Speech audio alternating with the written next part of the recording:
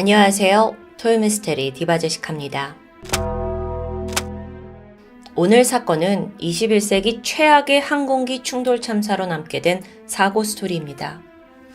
이 사건에는 총 3대의 비행기가 등장을 하고 또 사고 순간이 굉장히 급박합니다. 여러분이 잘 이해하실 수 있게 자세히 설명드리고자 합니다. 우선 전 세계 가장 큰 면적을 가진 국가 러시아. 그렇다 보니 안에는 수많은 공화국들이 존재해요. 우랄 산맥 경계에 있는 바시코르토스탄 공화국도 그중 하나였죠. 때는 2002년인데 당시 공화국에 예체능에 뛰어난 능력을 보인 청소년들을 선발해서 해외로 현장학습을 보내주겠다는 지침이 내려집니다. 사실 여기가 경제적으로 그닥 풍족한 곳이 아니었기 때문에 해외여행은 드문 기회였어요. 그렇게 능력을 인정받은 총 44명의 청소년들이 선발되었죠. 2002년 6월 29일 날 이 아이들이 청소년 축제가 열리는 스페인 바르셀로나행 비행기를 탈 계획이었습니다. 그런데 문제가 발생해요. 여행사 실수로 원래 출발하려던 공항이 아니라 모스크바에 있는 도모데도보 공항으로 간 겁니다. 그래서 예정된 비행기를 놓치고 말죠. 이걸 어쩌나 발을 동동 구르던 중에 그나마 여기서 출발하는 또 다른 바르셀로나행 비행기를 구할 수 있었습니다. 자, 이 비행기에 탑승한 승객은 44명의 청소년들 외에도 바르셀로나에 남편을 만나러 가던 스베틀라나 부인과 두 자녀, 콘스탄틴과 다이애나도 포함되어 있었습니다. 남편 이름이 비탈리 씨인데 비탈리 씨가 스페인에서 일을 하고 있어요. 가족들은 러시아에 살고요. 그러니까 굉장히 오랜 시간 떨어져 있었겠죠.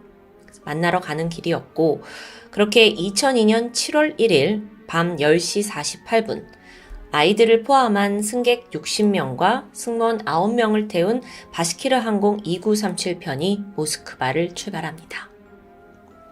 한편 그때로부터 약 30분 후 이번에는 이탈리아 베르가모에서 또 다른 비행기가 이륙을 시작했어요. 이건 벨기에로 향하던 DHL 항공 611편, 이건 화물기였죠. 말 그대로 화물만 싣고 있기 때문에 이 비행기에는 기장과 부기장 2명만이 탑승하고 있었습니다. 시간이 좀 지나서 밤 11시 20분.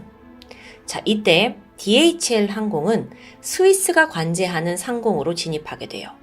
그래서 기장이 연락을 취했죠. 고도를 36,000피트로 올려도 됩니까? 오바. 이건 관제실에다가 허가를 요청한 겁니다.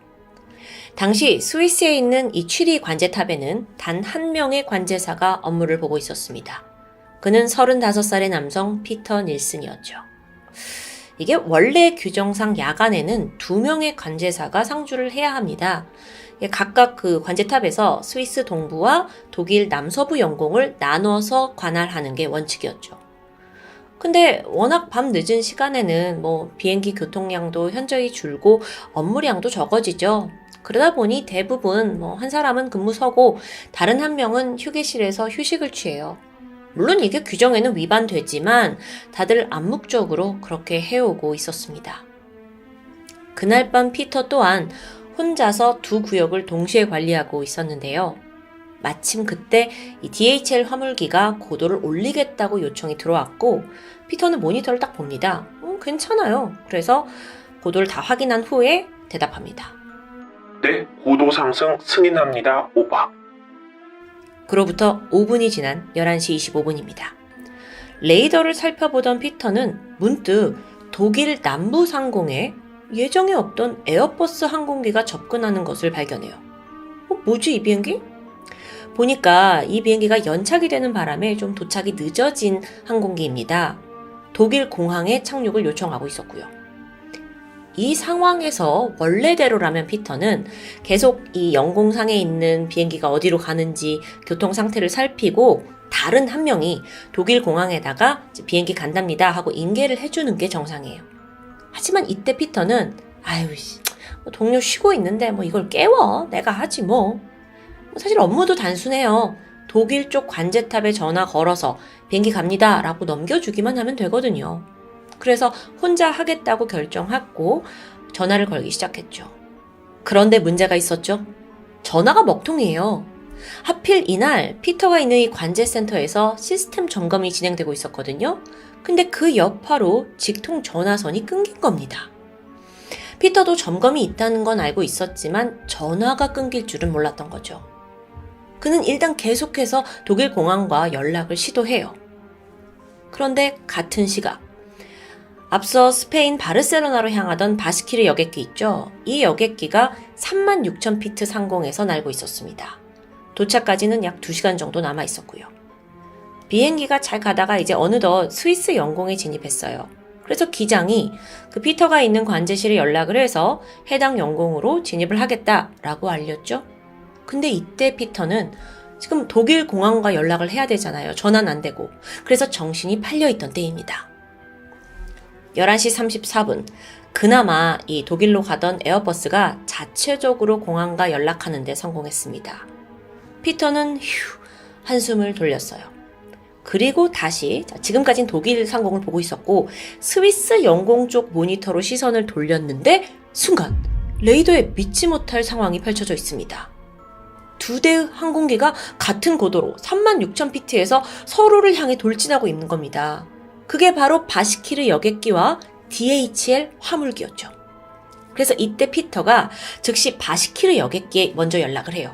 그래서 고도를 35,000으로 낮춰주세요 라고 지시합니다.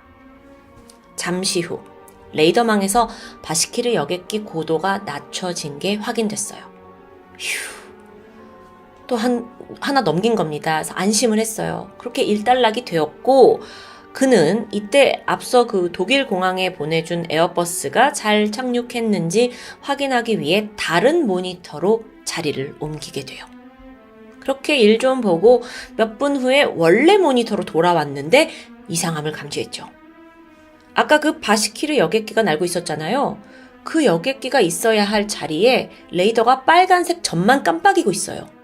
이건 시그널이 끊겼다는 표시입니다. 무슨 상황이지? 위급함을 감지했고 서둘러 연락을 취해보는데 바시키르 여객기에서는 아무런 응답이 없었습니다. 2002년 7월 1일 밤 11시 35분 32초에 바시키르 항공과 DHL 항공은 독일 위버링갱 상공에서 충돌하고 말았습니다. 더 정확히는 DHL 항공기의 수직 꼬리 날개가 바시키르 항공기의 왼쪽을 강타하면서 동체를 반으로 갈라버린 거예요. 그렇게 상공에서 끔찍한 참사가 벌어진 거죠. 두동강난 바시키르 항공기는 이후 공중에서 폭발했고요. 여러 조각으로 분해돼서 땅으로 추락했습니다. DHL 항공기 역시 엔진을 잃고 그대로 추락하고 말았죠. 이 사건으로 인해서 바시키르 비행기에 타고 있던 승객 60명, 승무원 9명, 그리고 또 DHL 항공기에 타고 있던 승무원 2명까지 총 71명이 모두 목숨을 잃었습니다. 생존자는 단 한 명도 없었어요. 당시 상공에서 추락하는 비행기를 본 목격자들이 있거든요. 그 증언을 좀 보면 충돌 지역에서부터 약 20km 떨어진 지역에서부터 두 항공기의 파편들이 막 하늘에서 우박처럼 쏟아졌을 정도래요. 대형 참사예요. 그런 와중에 생존자가 있을 리 만무하죠. 아니 그럼 도대체 왜 사고가 난 걸까요? 분명 관제실에서 DHL 화물기가 지금 36,000피트니까 바시키르한테 고도 낮추라고 했잖아요. 근데 여러분 이게 다가 아니었습니다. 자, 모든 항공기에는 공중충돌 방지장치 티켓스라는 게 설치되어 있습니다. 즉 두 비행기가 가까워지면 이 티켓스가 막 경고를 하면서 충돌을 어떻게 피해야 하는지까지 알려줘요. 그런 장치예요. 근데 티켓스까지 있었는데 사고가 났다? 이해가 가질 않는 겁니다. 그래서 이 진상을 파악하기 위해 현장에 조사관이 투입되는데요. 근데 이 사건이 워낙 공중에서 지금 비행기 두 동강 났고 다 땅 위로 떨어졌잖아요. 그러다 보니 파편도 넓은 지역에 걸쳐서 흩어졌어요. 블랙박스 찾는 거 쉽지 않았죠. 시간이 좀 걸렸고 마침내 양쪽 항공기의 기록 장치를 찾는 데 성공합니다. 그렇게 블랙박스 가지고 또 이 사건의 중심에 있는 피터의 증언을 토대로 재구성해본 사건의 전말은 다음과 같습니다. 시간은 사고 발생 2분 전으로 돌아갑니다. 문제 두 항공기가 지금 동일한 고도에서 시속 1300km 빠른 속도로 서로에게 접근하고 있었죠. 이 둘 사이의 거리가 44km예요. 자, 이 정도라면 1차적으로 피터가 있는 관제실에서 먼저 위험을 알렸어야 해요. 기본적으로 관제실 컴퓨터에는 이렇게 근접 충돌 경보가 울리도록 설정이 되어 있어요. 근데 이날 관제실에서 시스템 점검이 있었잖아요. 그래서 경보가 울리지 않았던 겁니다. 그래서 피터도 몰랐던 거고요. 그러다 사고 발생 43초 전입니다. 피터가 이때 독일 공항에 에어버스 인계 다 해주고 자리로 돌아왔어요. 그리고 그때 레이더를 통해 두 항공기가 너무 가깝게 있다는 걸 알아차립니다. 그래서 바시키르 기장한테 먼저 연락했잖아요. 그래서 하강하세요, 하강하세요 지시했죠. 근데 이때 피터가 몰랐던 아주 치명적인 문제가 있었어요. 같은 시각 바시키르 여객기에서는 이미 요란한 경보음이 울리고 있었거든요. 그 충돌 방지 장치 티켓스가 경고 발동을 한 거죠.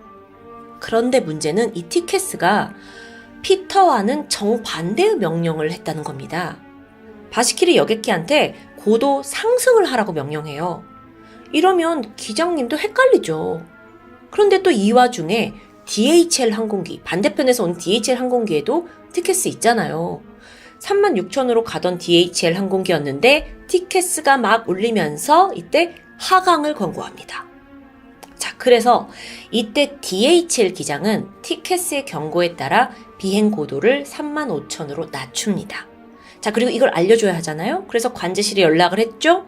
그런데 당시에 또 피터는 바시키르 항공기와 지금 급하게 연락 중이어서 이 보고를 받지 못한 거예요. 한편 바시키르 기장이 지금 가장 혼란에 빠져 있습니다. 왜냐면 티켓스 경고음은 계속 상승, 상승 외치고 있어요. 그런데 관제사는 하강, 하강 소리쳐요. 그래서 고심을 하던 그는 결국 관제사의 명령에 따르기로 했어요. 그래서 하강을 결정합니다. 그 결과 두 비행기는 오히려 35,000pt에서 또다시 같은 고도로 비행을 하게 된 거죠. 게다가 피터의 중대한 실수가 또 있어요. 바시키르 기장에게는 DHL 항공기가 오른쪽에서 접근한다고 알려줬거든요. 그래서 그 당시 기장도 오른쪽을 주시했죠. 오른쪽에서 온다고 했으니까. 근데 사실 DHL 항공기는 왼쪽에서 날아왔습니다. 기장이 뒤늦게 그걸 발견했고 피하기 위해서 엔진을 최대 출력으로 냈지만 너무 늦어버린 거죠. 당시 조사팀은 피터가 이런 말도 안 되는 실수를 한 것에 대해서 아마도 그가 순간적으로 너무 큰 압박과 스트레스를 받았을 거기 때문이라고 판단을 했습니다. 근데요, 피터 실수 또 나와요. 바시키르 항공기한테만 고도를 이제 내리라고 한 후에 어떻게 했어요? 바로 자기는 독일 상공 확인하려고 모니터에서 눈을 뗐죠. 만약 이때 DHL 항공기도 지금 고도를 어떻게 조절했는지 재차 확인했다면 사실 두 비행기가 지금 모두 하강 중이라는 사실을 알아차렸을 수 있습니다. 그런데 그렇게 모니터에서 눈 떼고 10초 후에 두 항공기가 공중에서 충돌하고 말았던 거예요. 이 참사에서 가장 결정적인 사고 원인은 분명 관제사의 오판 그리고 관제 시스템의 문제였습니다. 이게 보니까 사고가 나기 1년 전인 2001년에 스위스 취리히 관제탑이 좀 인건비를 절감해야 되지 않냐 하면서 야간에 근무하는 관제사 수를 원래 3명인데 2명으로 축소시켰어요. 근데 그마저도 지키지 않아서 비극이 벌어진 거죠. 적어도 2명의 관제사가 제때 자리를 지키고 있었더라면 이런 비극은 없었을 텐데요. 근데 사건을 좀 더 상세히 살펴보면 단순하게 이게 관제사 한 명의 실수로만 발생했다고 보긴 힘듭니다. 근본적으로 항공교통의 사각지대가 사실 이 사건으로 인해서 드러나게 돼요. 그게 애초부터 바시키르 항공과 DHL 항공이 다른 비행 매뉴얼을 따르고 있었다는 점인데요. 자, 앞서 DHL 조종사는 티켓스가 하강하라는 명령을 듣고 즉각 따랐죠. 보통 유럽의 비행 매뉴얼에는 관제사와 티켓스가 둘 다 명령을 할 경우에 티켓스를 우선시하도록 되어 있는 게 매뉴얼입니다. 근데 이게 러시아는 반대예요. 관제사의 지시를 따라야 해요. 그리고 티켓스는 그냥 보조장치로만 사용을 해야 되죠. 그렇기 때문에 이 두 비행기가 서로 다른 권고를 따랐고 충돌을 피하지 못했던 겁니다. 아니 이걸 사고가 나서야 발견한 거예요. 그래서 사고 이후에 이거 말도 안 된다. 비행기 운항 가이드를 다 표준화해야 된다. 당연히 목소리가 높아졌고요. 현재는 국제 민간 항공기구 기준에 따라 티켓스 권고가 무조건 우선시 되는 게 전 세계적인 표준이 되었다고 합니다. 충돌 사고의 비극은 아직 끝나지 않았습니다. 희생자 중에 남편을 만나러 가던 스페틀라나 부인과 두 아이 기억하시죠? 그 남편 비탈리 씨는 오랜만에 처자식 만날 걸 기대하면서 공항에서 기다리고 있었다고 해요. 그러다 뉴스를 통해 사고 소식을 듣게 되죠. 그는 즉시 비행기가 추락한 독일 위버링겐으로 향했습니다. 근데요, 그 당시 수색대는 아직 사고 처리가 제대로 되지 않은 상황이에요. 그런데 그러다 보니 이 당시에 유가족들이 다 몰려와서 현장에 와서 시신 수습하고 난리도 아니었다고 해요. 그러다 얼마 후에 아버지 비탈리는 끝내 자신의 손으로 딸 다이애나의 시신을 찾아냅니다. 4살 아이는 아빠가 선물한 진주 목걸이를 손에 꼭 쥔 채 싸늘한 시신이 되어 있었습니다. 비탈리의 이야기를 조금 더 해볼 건데 하루아침에 온 가족을 잃었잖아요. 사실상 폐인이 되어버렸죠. 가족들의 무덤 곁을 떠나지 못했고 식음을 전폐하며 살아갑니다. 그렇게 2년이 지났어요. 근데 비탈리 씨가 나 도저히 억울해서 안 되겠다 싶었고 취리히 관제탑을 소유하고 있던 스위스의 국영회사 스카이 가이드에게 공식 사과를 해달라라고 요구합니다. 그런데 사측이 이걸 거부해요. 왜냐면 당시 스카이 가이드는 이 사고와 관련해서 소송을 진행 중이었거든요. 그리고 사고 조사가 완벽하게 끝나지 않은 상황이었고요. 그러다 보니 지금 공식적으로 이 사람한테 사과를 하면 자기네 과실을 인정하는 셈이 되는 거예요. 그래서 거부했고요. 대신에 비탈리 씨한테 위로금으로 2억 원 보상하겠습니다라고 제안을 했죠. 하지만 지금 아버지에게 돈은 소용이 없거든요. 이때 비탈리 씨는 나는 돈이 문제가 아니다. 사과를 바란다. 그리고 그 당시 관제사였던 피터를 직접 만나고 싶다라고 요청합니다. 그 이유는 진정한 사과를 받고 싶었기 때문이래요. 하지만 이것 또한 거절당했죠. 2004년 2월 24일 비탈리 씨는 홀로 스위스 취리히로 날아갑니다. 여기저기 수소문을 한 끝에 피터가 사는 집을 알아냈어요. 그리고 그 집 정원에서 만나는데 성공하죠. 두 사람 사이에는 즉각 격한 언쟁이 오고 갔습니다. 아버지 비탈리가 이때 어떻게 하냐면 사망한 자기 아내와 아이들 사진들을 꺼내요. 그러면서 막 피터에게 들이밀었죠. 야, 똑바로 봐. 이게 네가 죽인 내 가족들이라고. 근데 이때 피터도 당황스럽잖아요. 무섭고. 그래서 막 사진을 이렇게 쳐냈어요. 그리고 그 과정에서 사진이 바닥으로 떨어지고 말았죠. 순간 비탈리는 참지 못할 분노에 휩싸입니다. 그리고 품에 있던 칼을 꺼내서 피터의 가슴을 수차례 찔러버립니다. 결국 피터는 현장에서 사망하고 말아요. 사건 발생 다음 날 비탈리는 체포되었고 살인죄로 기소됩니다. 그는 법정에서 복수를 한 게 아니라 나는 처벌을 내린 것이다 라고 당당히 주장했습니다. 그의 울분은 충분히 이해되지만 이건 엄연히 살인사건이죠. 결국 스위스 법원은 피터 살인에 대해 징역 8년형을 선고했어요. 하지만 비탈리는 항소했고 끝내 2년 만에 가석방으로 풀려납니다. 그가 저지른 살인을 두고 사람들의 의견은 분분합니다. 가족을 잃은 아버지의 고통, 그걸 달래주기는커녕 관련된 회사가 서로 책임을 회피하니까 분노가 더 극에 달했을 거다라고 이해하는 여론이 높긴 했어요. 하지만 처벌은 법으로 해야죠. 이건 단순히 피터 한 사람만의, 오직 그 사람만의 잘못으로 보기도 힘들고요. 그 참사로부터 2년이 지났고 또 피터가 살해당한 지 3개월이 지난 2004년 5월 진상조사 결과에 따라 책임자 스카이 가이드는 공식 사과문을 발표했습니다. 이에 따라 관제실의 책임자 3명은 과실치사 혐의로 집행유예 1년을 선고받게 됩니다. 또한 그날 밤 보수 작업을 실시했던 감독 역시 2천만 원의 벌금형에 처해졌고요. 여러분, 참사라는 사고는 단순히 한 사람의 잘못으로만 벌어지는 게 아니라고 생각합니다. 여러분 들으셨다시피 관리 인력 부족, 안전 불감증, 게다가 어긋난 규정까지 이 최악의 상황들이 연이어 겹치면서 벌어진 21세기 최악의 항공기 공중 충돌 사고. 안타까운 죽음을 맞이한 피해자들의 명복을 빕니다. 지금까지 토요미스테리 디바제시카였습니다. 안녕하세요. 토요미스테리 디바제시카입니다. 일본은 국토가 길고 또 산악지역이 많기 때문에 과거 도시 간의 이동이 쉽지 않았습니다. 그러다 보니 자연스럽게 철도 교통이 발달했고요. 지금의 일본은 명실상부 세계적인 철도 강국이라고 할 수 있죠. 그런데 일본은 우리나라와 달리 여러 개의 민영 철도 회사가 존재합니다. 원래는 한국 코레일처럼 공기업이 한꺼번에 관리를 하던 시스템이었지만 1987년 총 7개의 민영 회사로 분할이 되었는데요. 이후부터 각 회사들은 더 많은 고객을 유치하려고 경쟁적으로 노선을 늘려갔고요. 또 배차 간격을 더 촘촘하게 만들기 시작했죠.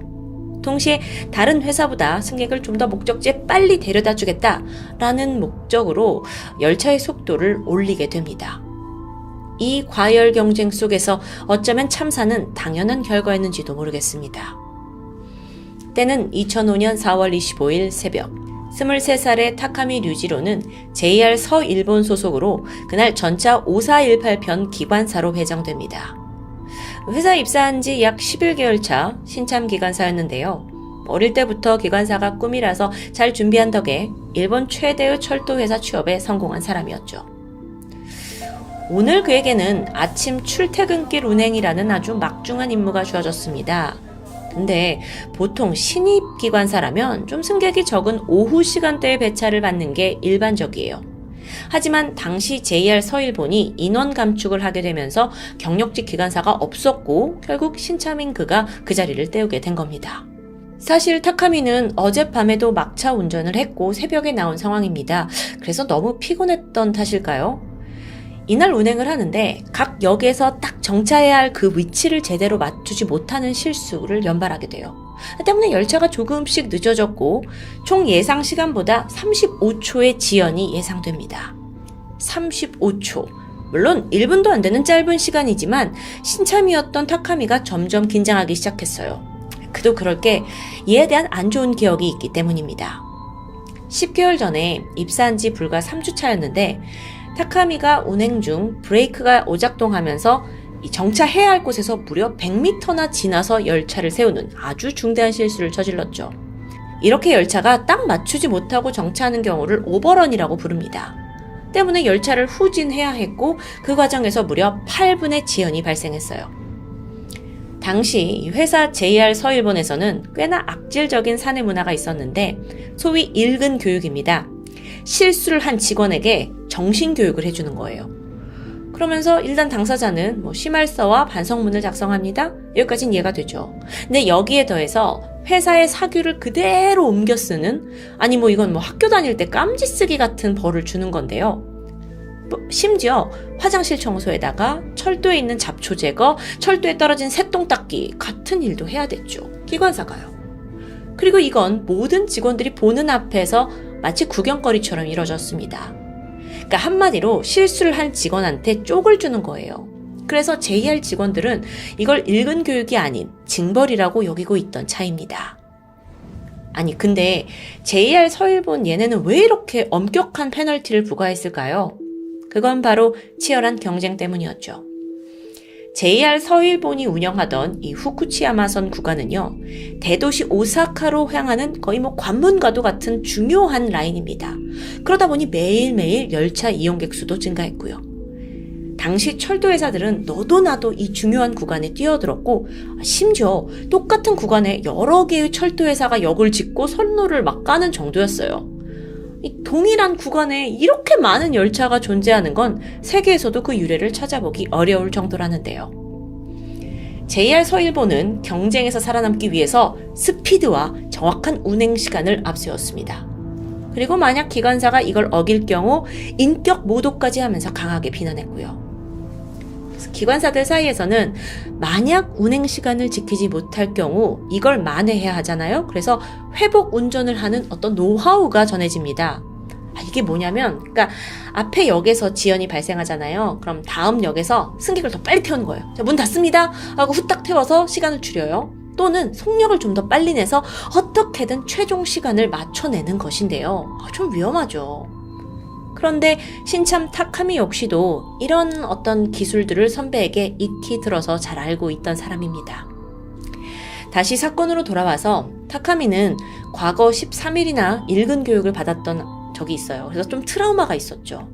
아니, 오늘도 만약 열차가 지연이 된다면 어쩌면 이 꿈의 직장에서 잘릴 수도 있다는 두려움이 생긴 겁니다. 이미 35초가 지연됐고 마음이 급해졌고, 그래서 그는 만회를 하기 위해 점점 열차의 속도를 올리기 시작합니다. 그 사이 열차는 시속 120km로 달리게 되죠. 참고로 여러분, 우리나라 지하철의 평균 속도는 시속 50km 정도고요. JR 통근전철은 보통 시속 85km 정도로 달린다고 합니다. 굉장히 빠른 속도였어요. 오전 9시 15분, 이타미역에 도착한 타카미가 또다시 실수를 저지릅니다. 브레이크를 너무 늦게 밟는 바람에 정차해야 할 곳으로부터 무려 72m나 초과해버린 거예요. 중대한 실수죠. 서둘러서 후진을 했지만 이 과정에서 무려 1분 8초가 지연됩니다. 사실 이전에도 계속 실수를 했었는데 이런 반복된 실수가 사실 흔한 케이스는 아니에요. 그래서 이상함을 느낀 몇몇 승객이 아예 여기서 내려버린 사람도 있었다고 해요. 근데 시간적으로 당시가 9시 15분. 대부분의 사람들은 학교나 회사에 가려고 이 열차를 탄 거잖아요. 그래서 그대로 승차를 하게 되죠. 오전 9시 16분 10초. 열차는 급하게 다음 역을 향해 출발했습니다. 오버런으로 인해서 이미 지연과 징계는 피할 수 없는 상황이에요. 게다가 승객들의 컴플레인까지 들어오고 있었고요. 기관사 타카미는 점점 평정심을 잃어갑니다. 열차가 스가구치역을 지나서 아마가사키역을 향하고 있었어요. 타카미가 생각을 했죠. 이미 지연이 많이 됐고 이 시간을 줄이기 위해서는 속도를 높여야 한다고요. 그래서 그는 열차 속도를 시속 125km까지 높이게 됩니다. 이렇게 속도가 올라가니까 열차 내부에는 격한 흔들림이 발생했고 승객들도 불안한 마음에 손잡이를 꽉 잡고 버텨야 했고요. 오전 9시 18분. 마침내 열차는 급 커브길에 진입하게 되는데 이 구간의 제한 속도는 원래 시속 70km입니다. 타카미가 속도가 빠른 상황에서 앞불사, 브레이크를 걸게 되는데 워낙 빨라서 이게 속도가 잡히지 않았고요. 결국 시속 116km로 달려가게 되죠. 그래서 커브를 지나려던 열차는 순간 중심을 잃고 휘청거렸고요. 이 속도를 이기지 못한 채 공중에 붕 뜨면서 선로에서 벗어납니다. 그리고 마침 그때 선로에서 6m 옆에 있던 아파트로 돌진하게 된 거예요. 완전 대형 사고가 발생한 거죠. 여러분, 이 열차는 총 7량으로 되어 있었는데요. 맨 앞에 있던 1호차는 통째로 아파트 건물과 충돌을 해서 아예 형체를 알아볼 수 없습니다. 또 뒤따라오던 2호차와 3호차는 잭나이프 현상으로 인해 심하게 구부러졌고요. 잭나이프 현상이라는 게 뭐냐면 기차나 대형 트레일러 같은 이렇게 관절 차량에서 발생하는 위험입니다. 맨 앞차가 딱 급정거하면 그 연결돼서 끌려가는 차들이 잭나이프처럼 V자로 접히면서 앞차와 부딪히는 걸 말해요. 이건 상당한 인명피해를 발생시키죠. 뒤를 이어서 4호차와 5호차는 그냥 선로에 널브러졌습니다. 여러분, 참고로 지금 보시고 있는 이 사진에서 건물과 가장 붙어있는 칸은 2호차입니다. 앞에 있던 1호차요? 이건 아예 건물 안까지 막 밀고 들어가서 보이지도 않는 상황이에요. 어찌 보면 건물이 무너지지 않은 게 정말 그나마 천만다행인 거죠. 와, 당시 열차에는 약 700여 명의 승객들이 타고 있었습니다. 워낙 타고 내린 사람이 많아서 정확한 수는 알 수 없었다고 해요. 근데 이게 급정거했고 탈선했고 거기다 건물까지 충동하면서 총 기차에 타고 있던 107명이 사망했고 562명이 중경상을 입게 됩니다. 기관실에 있던 타카미, 그는 현장에서 즉사했고요. 여러분, 이 사고는 태평양 전쟁 이후에 일본에서 벌어진 가장 큰 철도 참사입니다. 초기에 이 사건의 원인이 뭐냐라는 질문에 기기가 결함이 있었다, 또 신참 기관사의 운전 미숙이다, 이런 부분들이 언급이 됐는데 조사 결과 열차의 브레이크 시스템에는 아무런 문제가 없었던 게 밝혀집니다. 열차에는 일반 브레이크와 또 비상시에 사용하는 비상 브레이크가 각각 존재한다고 해요. 근데 문제는 사고 당시에 타카미가 비상 브레이크를 사용하지 않았다는 점인데 이게 미스테리였죠. 아니, 700명의 승객 목숨이 오가는 상황에서 기관사는 왜 비상 브레이크를 쓰지 않았던 거냐는 겁니다. 머지않아 그 이유가 하나둘 추정되기 시작하는데 동료들이 증언을 했어요. 타카미가 그 회사 내 체벌과도 같은 일근 교육으로 상당히 괴로워했다는 게 밝혀지죠. 만약에 그때 비상 브레이크를 사용할 경우 이건 회사에 보고해야 되는 중대한 사항이잖아요. 비상사태죠. 그래서 그 두려움 때문에 사용을 망설였다는 추측입니다. 또한 사고가 나기 직전에 이미 그 전에 실수가 연달아 있었잖아요. 오버런도 있었고, 그래서 직접 차장에게 연락을 했다고 그래요. 그래서 자신의 오버런 실수를 좀 축소해서 말해달라고 부탁한 정황도 드러납니다. 즉, 이 모든 걸 종합했을 때 타카미가 회사에서 징계받을 게 두려워서 열차를 무리해서 몰다가 이런 참사가 난 것으로 추정되었죠. 이후 JR 서일본은 쏟아지는 비난을 피할 수 없었습니다. 사고 노선 또한 55일간 운행이 중단되었고요. 그러고 보니까 이 구간이 왜 이렇게 급곡선으로 만들어졌냐, 이것도 문제가 떠오릅니다. 원래 철도선을 계획할 때는 없던 구간이었어요. 그런데 1997년에 이 회사에서 만든 또 다른 철도 라인 JR 도자이선이 개통됐는데 그 선이 이제 유동인구가 많은 소위 인기역인 아마가사키역에 정차를 하게 됩니다. 자, 여기서부터 여기까지 연결이 됐어요.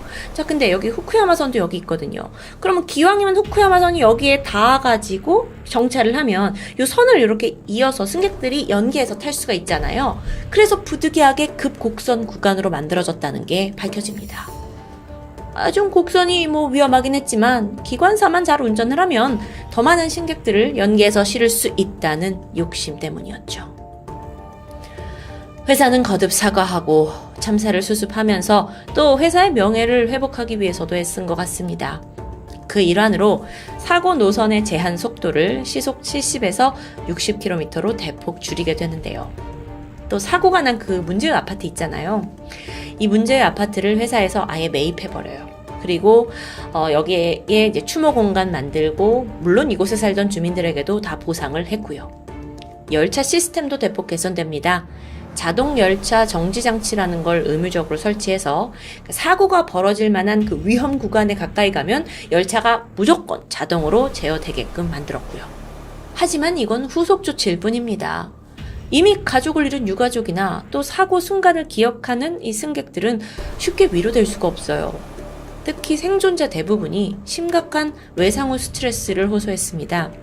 이들은 전철을 타는 것도 두렵지만 혹여 어딘가에서 삑 하고 막 브레이크 잡거나 급제동 소리만 들려도 패닉 상태를 느끼곤 했죠. 그래서 안타깝게도 그 생존자 중에는 트라우마를 극복하지 못하고 스스로 삶을 마감한 사람도 있습니다. 와, 이 대형 참사 이제 벌어지고 시간이 어느 정도 흘렀는데 각종 괴소문이 돌기 시작합니다. 그 중에는 이제 몇 가지 일화가 있는데 특히나 사고 전에 있었던 일화가 유명해요. 우선 하나는 사고 전날이었던 4월 24일 특이하게도 현장 부근에서 열차 6대가 운행이 중단된 유례없는 일이 이미 발생했었습니다. 근데 그 이유가 좀 기이했죠? 당시 열차는요, 이제 여러 열차가 서는 아마가사키 역을 향해서 주행하고 있었거든요. 근데 이때 기관사가 이상한 장면을 목격한 겁니다. 한 검은 옷을 입은 남성이 선로 부근을 걷고 있어요. 위험하잖아요. 그래서 기관사가 다급하게 회사에 이걸 보고했고 안전상의 이유로 뒤따라오던 상하행 열차 6대가 모두 잠시 정차를 했던 거죠. 끝내 검은 옷의 남자의 정체는 밝혀지지 않았습니다. 하지만 그날 파급력은 대단했어요. 이 일로 이후에 총 39편의 열차가 30분 이상 지연되었으니까요. 또 다른 괴소문이 있습니다. 사고 당일 타카미가 정차 위치를 72m나 초과한 그 이전 역에서 벌어진 일인데요. 당시 22살이었던 A양이 학교에 가려고 평소처럼 영을차에 올라타려고 했죠. 그런데 갑자기 낯선 할머니가 나타나더니 팔을 붙잡습니다. 이거 타면 안 돼. 짧지만 아주 단호한 말투였어요. A양은 이상했지만 할머니가 너무 진지하셨기 때문에 좀 찝찝해졌고 결국 다음 차를 기다리기로 하는데요. 그날 할머니를 지켜보고 있자 하니까 A양뿐만 아니라 열차에 타려고 하는 다른 승객들한테도 타면 안 돼! 내려! 내려! 이렇게 소리를 지르시는 겁니다. 물론 대부분은 그 충고를 듣지 않았죠. 갈 길 바쁘니까요. 이후 참사 소식을 듣게 된 A양은 그 할머니를 꼭 찾아서 감사 인사를 전하려 했지만 끝내 행방을 알 순 없었다고 합니다. 한편 기관사를 괴롭히던 그 JR 서일본의 일근 교육 시스템은 이제 어떻게 바뀌었을까요? 안타깝게도요, 여전히 이름만 바뀐 채 유지되고 있다고 합니다. 사고가 난 지 4년 뒤인 2009년 JR 서일본 기관사 3명이 일근 교육의 부당함을 알리면서 회사에 소송을 거는 일이 있었어요. 그리고 2015년인데 신칸센 터널에서 이제 부품이 떨어졌다는 이유로 이 회사 직원들을 시속 300km 이 고속열차가 오가는 터널에 세워두는, 버린 거죠. 벌로 그 무서운 곳에 서 있으라고 하는 끔찍한 일도 폭로되었습니다. 심지어 불과 2년 전인 2021년에도 황당한 일이 있었는데 JR 서일본 기관사가 열차를 이렇게 기지에다가 다시 이제 돌려주는 입고를 하는 과정에서 2분 정도 늦었다고 합니다. 그러자 회사가 어떻게 한 줄 아세요? 이 기관사의 2분치 급여에 해당하는 85엔을 삭감합니다. 85엔 하나로 800원 정도고요. 아니, 돈도 돈이지만 회사가 평소에 직원들을 어떻게 생각하는지 짐작할 수 있는 부분이죠. 일본 최악의 후쿠치야마선 탈선 사고. 물론 표면적인 원인은 한 기관사의 무리한 운행이 빚어낸 참사입니다. 하지만 그 이면에는 과도한 경쟁 속에서 절대적으로 정시에 도착해야 한다는 그 철도회사의 이념, 또 한 채 실수도 용납하지 않겠다는 잔혹함. 이건 결국 현대사회의 차가운 비극이 담겨 있는 것 같은데요. 그게 과연 승객의 목숨보다 소중할까요? 지금까지 토요미스테리 디바제시카였습니다.